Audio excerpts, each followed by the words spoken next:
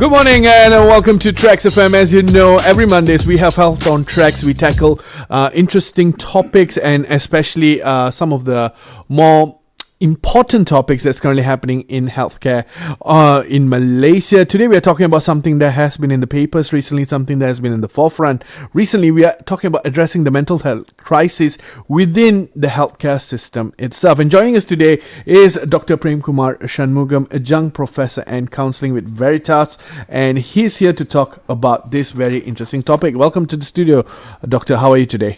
Thank you very much. I'm very well, KJ. Thank you for having me. An absolute pleasure, Doctor. Now, of course, this is a very, very important topic and in some points also distressing, that concerning that even our doctors have to undergo mental health crises at time. So now we start off with this one. What are some of the key factors contributing to the mental health crisis among doctors, particularly junior doctors in Malaysia? Okay.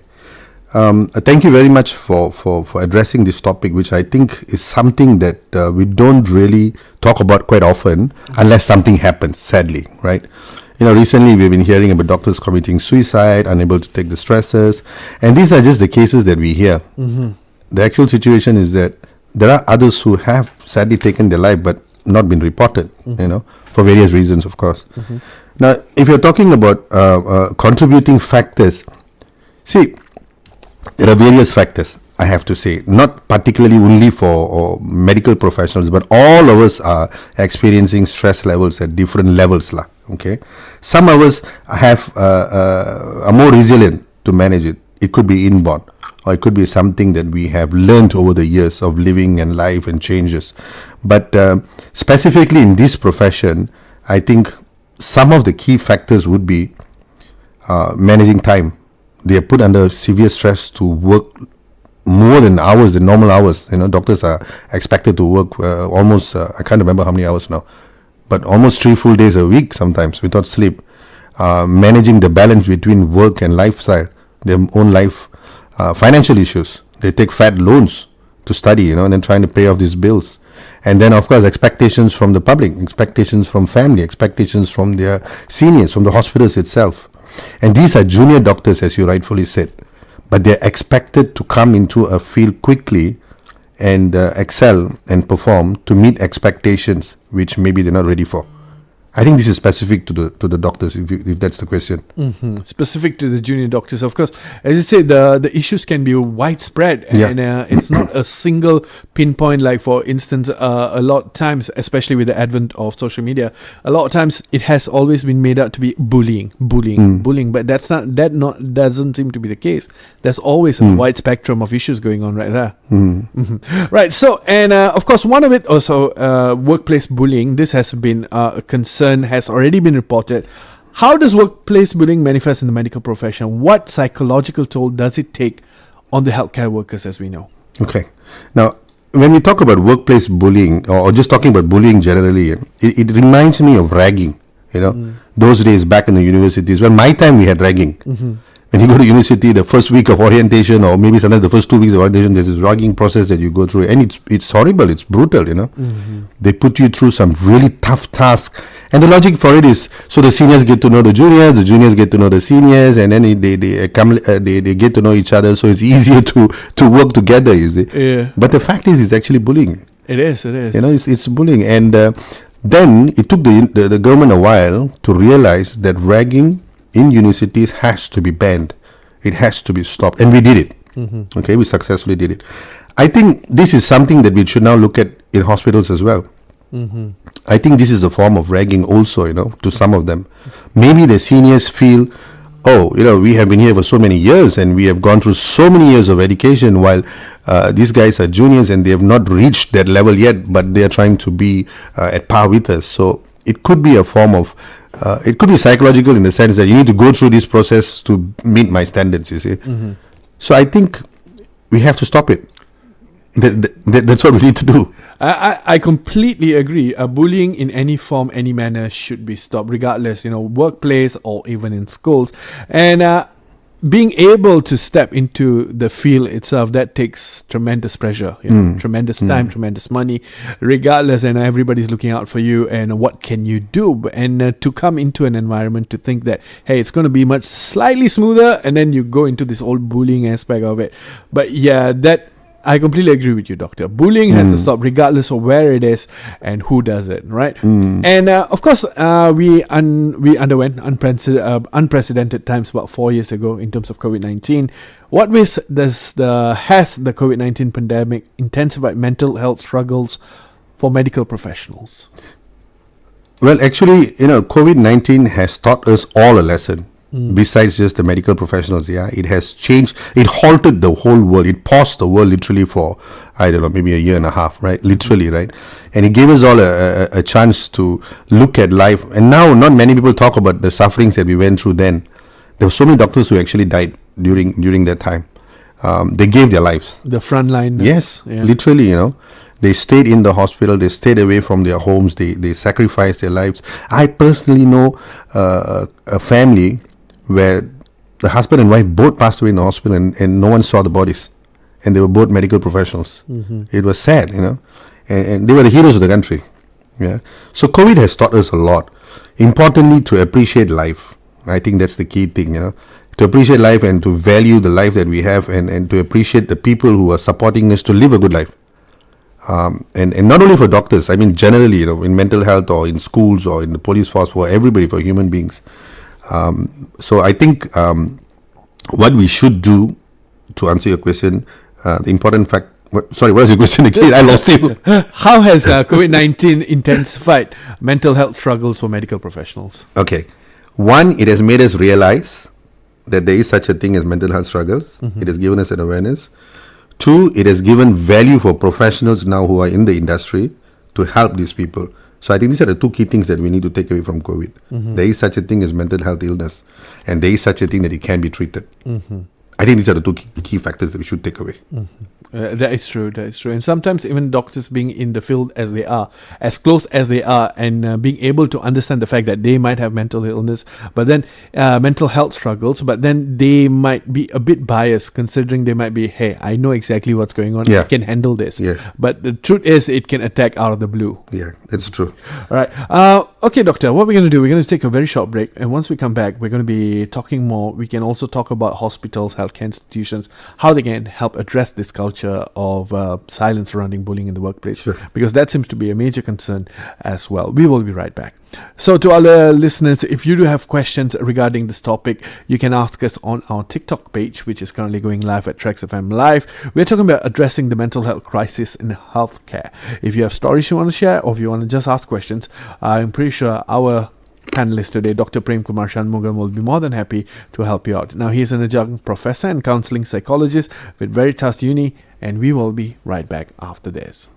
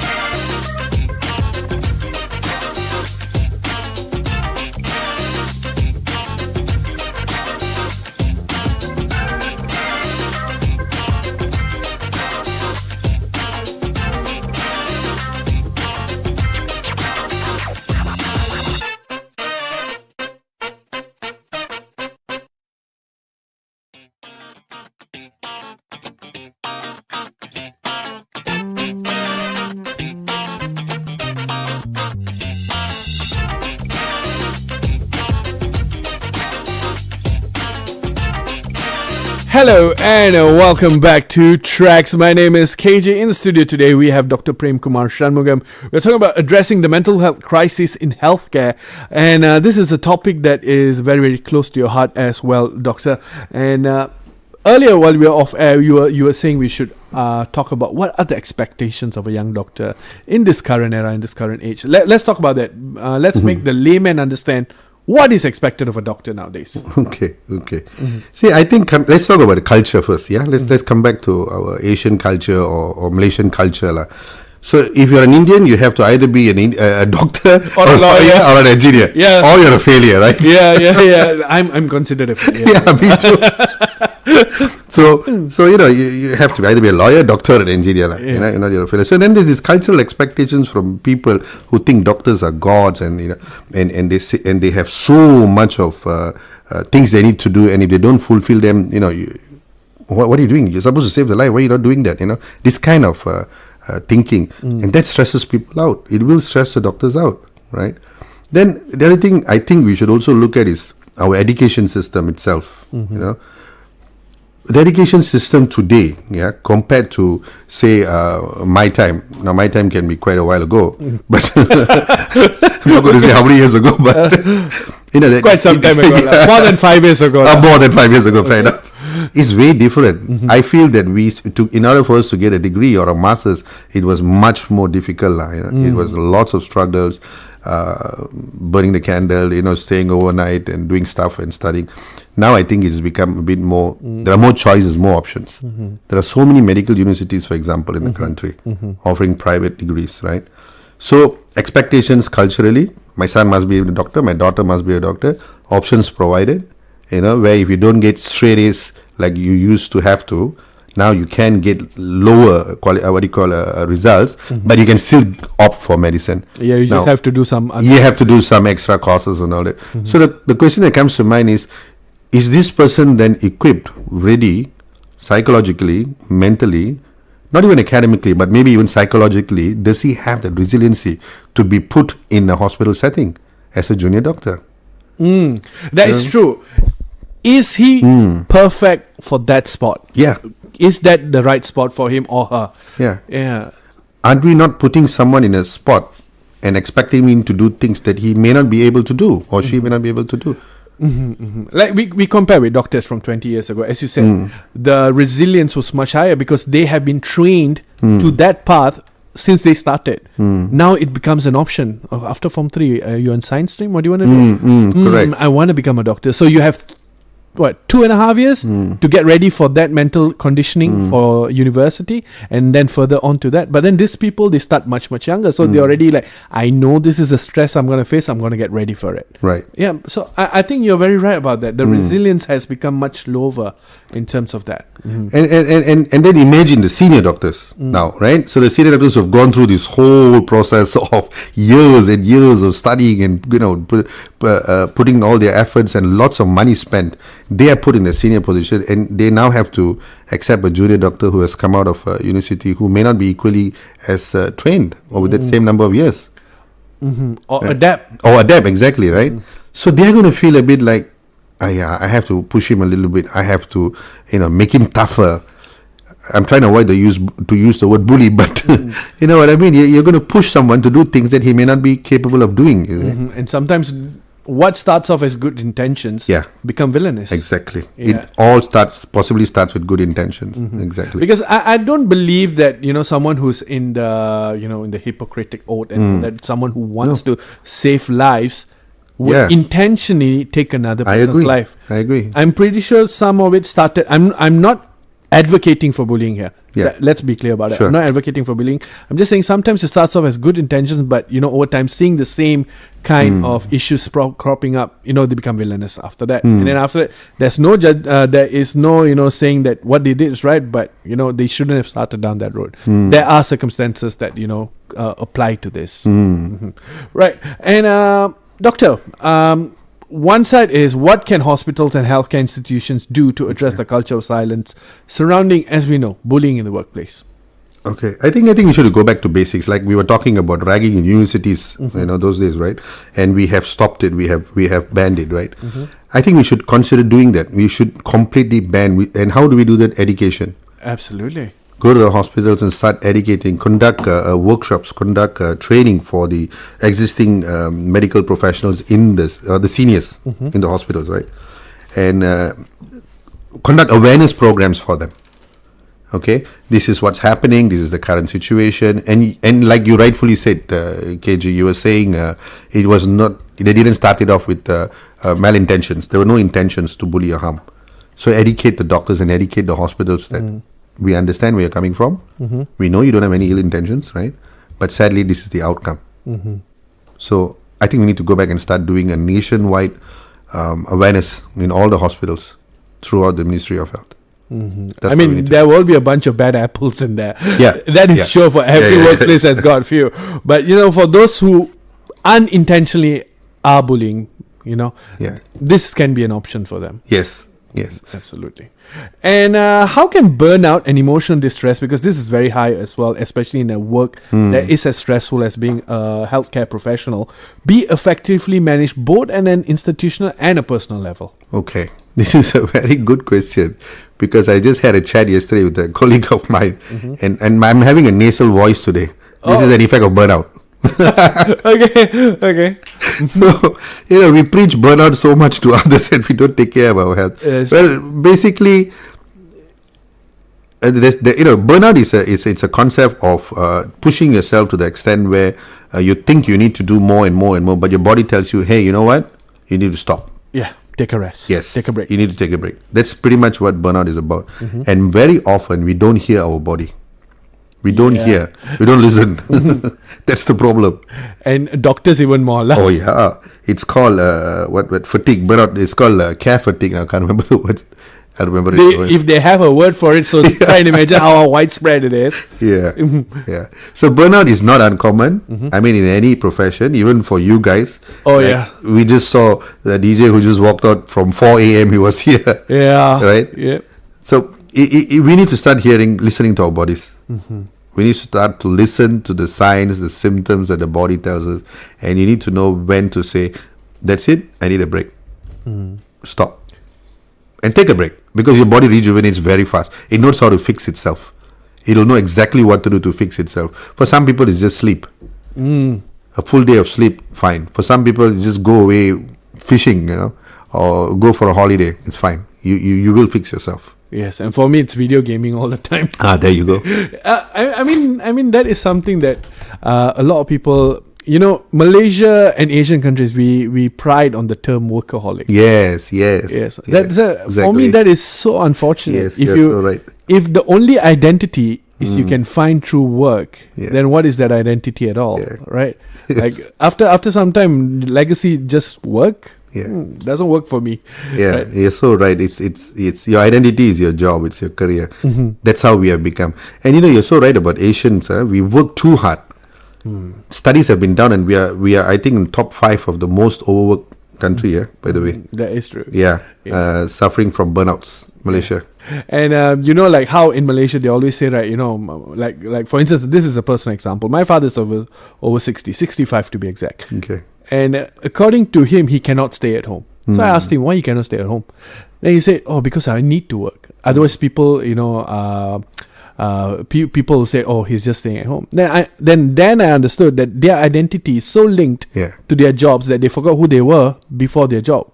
So that is a big concern that I believe that, leads to burnout, leads to this intense rush for everything needs to be my work. Yeah.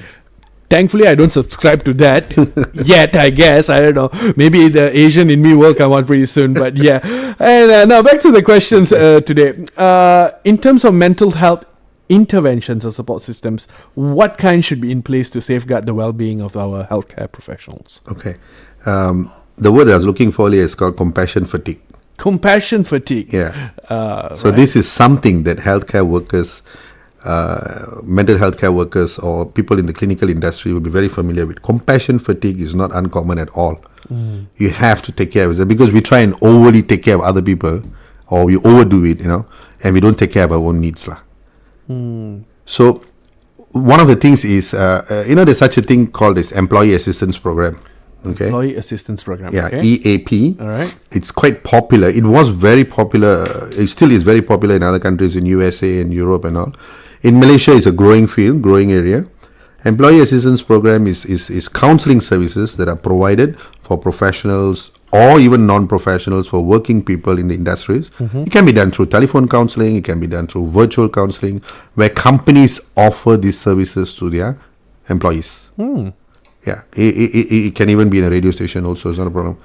If you're working for a company, the company buys or offers these services through counselors who are there online for you. Or pick up the phone, call them, make an appointment and talk to them.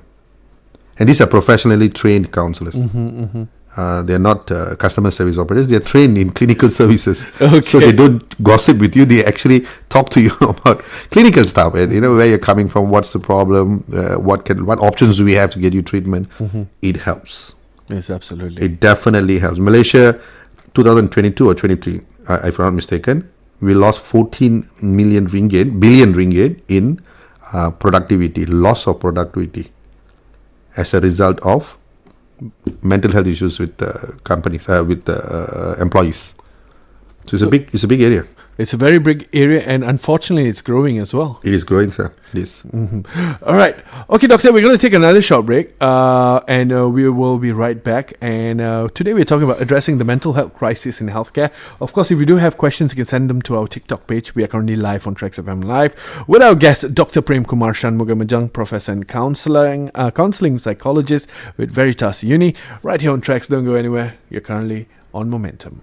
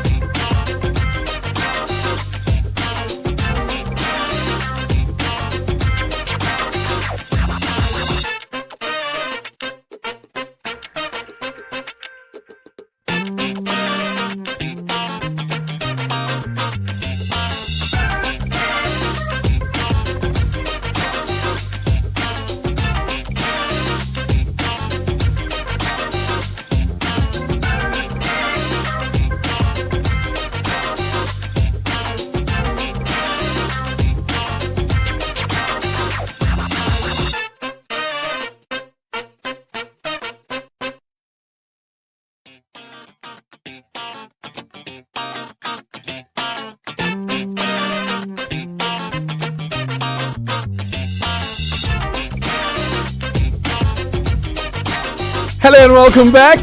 We are on oh my god. We are on Health on Traxx. I'm tongue-tied today. We are talking about addressing the mental health crisis in healthcare with our guest, Dr. Prem Kumar Shanmugam, who's an adjunct professor and counselling psychologist with Veritas. And Doctor, earlier we spoke quite a lot about interventions and burnout and all of that. But let's talk about examples. Are there any successful examples of healthcare systems that might have effectively tackled these issues across the world, maybe? Okay. Well, I think to say specifically anyone who has successfully tackled it, we may not be fair, but I know that we are doing as much as we can. The only thing I would like to say is we should be reactive instead of proactive. I think most of the times we become proactive when something happens, when things get out of hand, and then we jump in and then we implement this and implement that, So that's something that we should do before and be reactive. COVID is something we never expected. Yes, that came out of the blue. The sideswipers come from. Yeah. There's no way we could have expected that. Yeah. But I believe we did really well in that crisis. We did exceptionally well, and we came out of it really super well. Yeah. We are now pretty equipped for another COVID. We don't want that to happen, but we are ready for it, lah. Yeah, I'm not ready to go back home. But what's important? You're not ready to go back home. That's a dangerous thing to say on air. Yeah, I'm not ready to go back home and all that. Yeah. Okay, but go on, please, Doctor.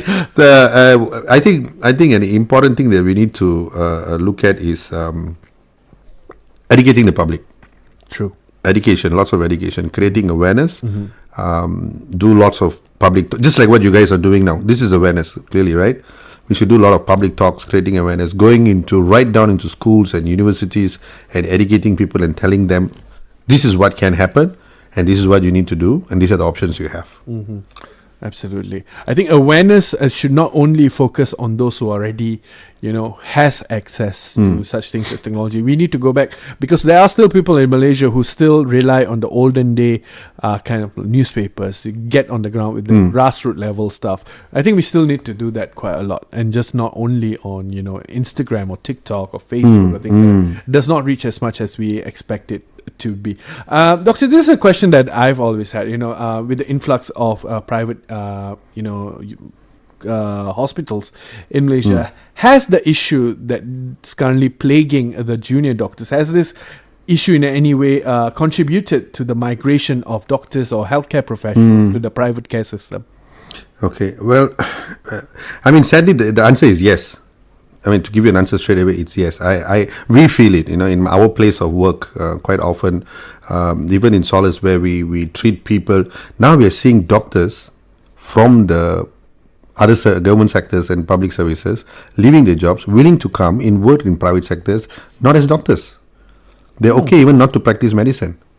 Wow. Yeah, they're working as nurses, for example, or caregivers, for example, and they're okay to put medicine aside. So when I ask them, you're professionally trained, you're medically trained, and you should be practicing medicine. Why do this? They said it's too stressful. We can't take it.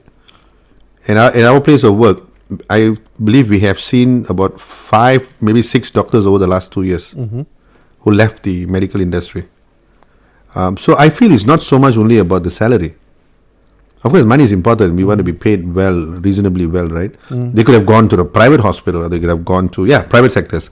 But they're leaving the medical professional, which is sad.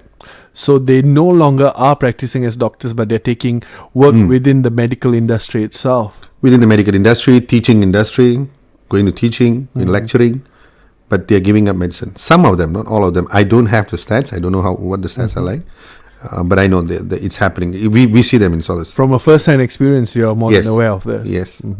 Okay, understood, Doctor. Now, before we end our interview for today, time really flew by, didn't it? What message would you like to give to healthcare professionals who are currently struggling in silence? Okay. I think to healthcare professionals who are struggling in silence, the thing, as you rightfully said earlier, KG, is it's just because I'm a doctor, it doesn't mean I'm not a human being. True. Right? I'm still a person, I'm a human being, and I have emotions, and I will hit burnout after a while. So the only thing I can say, and I would like to say this, is that if you feel you're unwell, then you are unwell. Don't push it. Okay? If you feel there are symptoms, then you're right. They are symptoms. Please seek professional help. It's okay to be not okay, but you can be okay. Get help. Absolutely. Get help as soon as possible. Yes, sir. All right. Doctor. Thank you so much. Absolute pleasure having you here today. Thank you. Pleasure's mine. I think I've understood some of the issues much more clearly, because I've always thought, only bullying, but such a wide range of issues that's currently going on, things that could, but thankfully already under men, and let's see how it goes on from here. Thank you for having me. It's been a pleasure. All right, Doctor. See you soon. Thank you. See you again. All right. So that was Dr. Prem Kumar Shanmugam, Adjunct Professor, Counselling, Psychologist at Veritas Uni. We spoke about addressing the mental health crisis in healthcare. Absolute banger of a topic today. And, we will be more than happy to have him in the future again to talk about other topics as well. But right now, that brings us to the end of Health on Traxx. I'll be back in the next hour with more music. And also the news is rolling by on 12, and I'll be back soon.